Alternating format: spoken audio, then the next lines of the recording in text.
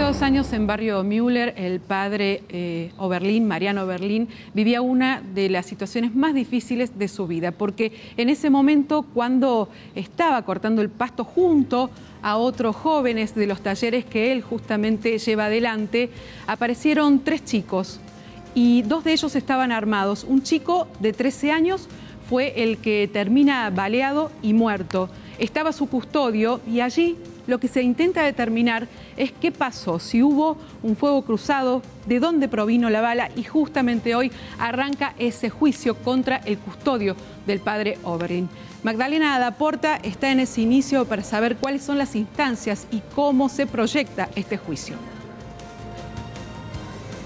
Así es, Silvia, tal cual lo describías aquí en la presentación. En este momento se están desarrollando las primeras horas de la primera audiencia del juicio en contra del custodio del padre Mariano Oberlin, quien realmente vivió uno de sus días más trágicos, ¿no? En aquella jornada del 22 de diciembre de 2016, en el que terminó muerto Lucas Rutzik, de 13 años, por un disparo en la nuca.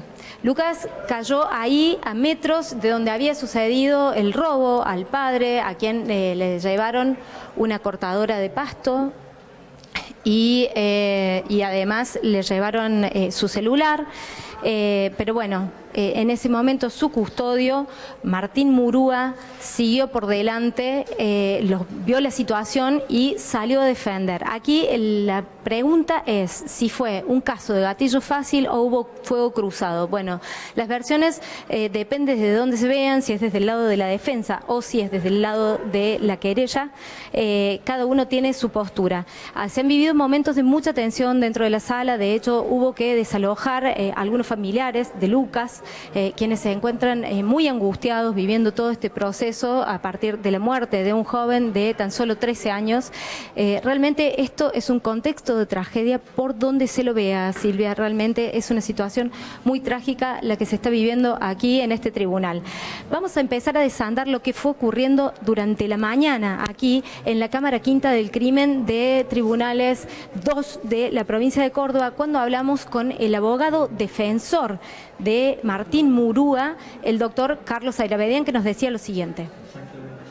Es más, nosotros vamos a propiciar que directamente sea absuelto Murúa por haber obrado sin ningún tipo de exceso dentro del marco de sus atribuciones y preservando la vida y la propiedad, pero sobre todo la vida del padre Mariano Oberlin, que se encontraba amenazada a raíz de un acto delictivo que había sido perpetrado en su perjuicio. Ya claro que Murúa revestía 2 condiciones, además de la de policía, la de miembro de la feligresía en esa organización religiosa que tenía a su frente al padre Oberlin.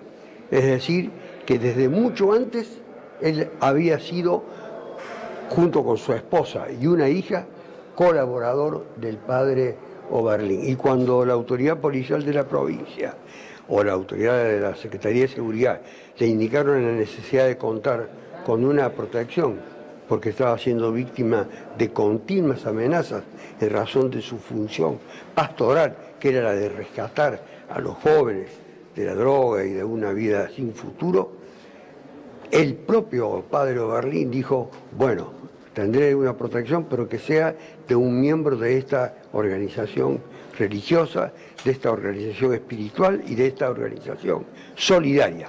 Por eso no se trata de la reacción desmedida o arbitraria o abusiva de un policía, sino por lo contrario de un acto de protección que desgraciadamente se produjo en circunstancias accidentales, en un terreno escarpado, en un terreno irregular, corriendo sin hacer ni puntería siquiera y lamentándose todo del infortunio. Como dijo alguien, acá hubo 3 muertos. El chico que murió, el padre Oberlin, que sufrió una grave crisis existencial, y el propio policía que también tuvo una crisis de ese tipo. Magdalena, muy claro el doctor Ayravedian en cuanto a la relación que tenía el padre Oberlin con Martín Murúa. Justamente este hombre, este custodio, pertenecía al barrio, a la comunidad. Era un hombre muy querido por el padre Oberlin y el padre Oberlin, que está en una zona roja, donde los narcos hacen lo que quieren y él trata de rescatar a los chicos justamente de las drogas, era una zona muy peligrosa. Por eso finalmente decide tener este custodio y dice quiero que sea él porque justamente lo conocía y sabía que era un hombre muy responsable. Por eso después la crisis que vive el padre Mariano Oberlin cuando ocurre todo esto con el adolescente, con la muerte del adolescente y la situación y la encrucijada en la que queda este custodio que hoy está en el juicio, ¿no? Así es, Silvia, tal cual lo estás describiendo, la relación del padre Mariano Oberlin con Martín Murúa es muy cercana. Su mujer era secretaria de la parroquia y él, ante las amenazas de muerte que había recibido justamente por el trabajo pastoral que hace allí y el trabajo social, sobre todo con los chicos del barrio para sacarlos de las drogas, había recibido amenazas tremendas de muerte. Entonces es allí cuando él decide quedarse con Martín como custodio, que es una persona que conoce el barrio y no iba a poner en peligro a nadie. Justamente esta desgracia y este desenlace tremendo.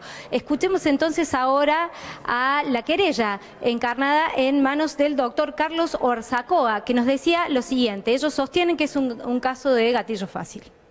No había ninguna necesidad de una intervención como la de Murúa en forma ofensiva, en forma totalmente letal. No había necesidad porque los chicos daban en todo momento la espalda y estaban en fuga.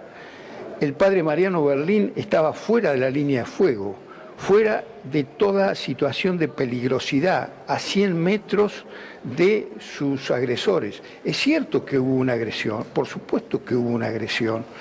Le robaron la máquina cortadora de pasto, pero esa agresión no ameritaba una intervención como la que tuvo Murúa, que sin tener ningún peligro para sí ni para otra persona, Oberlin estaba fuera de la línea de fuego, sin embargo utiliza su arma reglamentaria con el arma hacia adelante y con el brazo extendido, disparando en la línea de huida de los chicos, lo que obviamente produjo el resultado que produjo.